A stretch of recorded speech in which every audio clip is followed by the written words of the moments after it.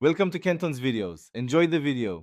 You begin by confirming the terminal model and checking for any active transactions. This prevents data loss. Next, make sure receipts are saved and no card processes are open. Once done, unplug external devices like PIN pads or dongles so they don't interfere.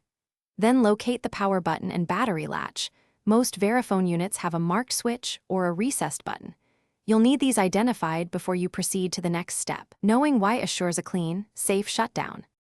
You should first attempt a soft shutdown through the device menu, navigate to Settings, Power, then Shutdown, because it gracefully closes software and writes logs.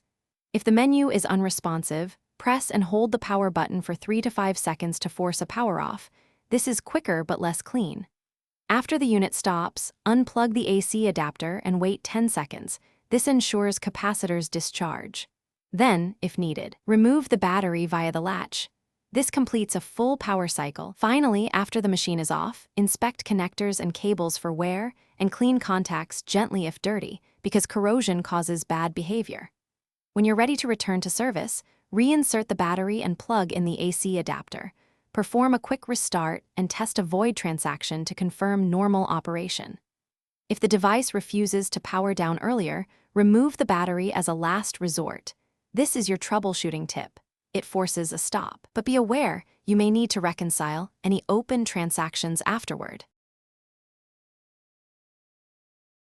Thanks for watching. Consider subscribing if we helped you.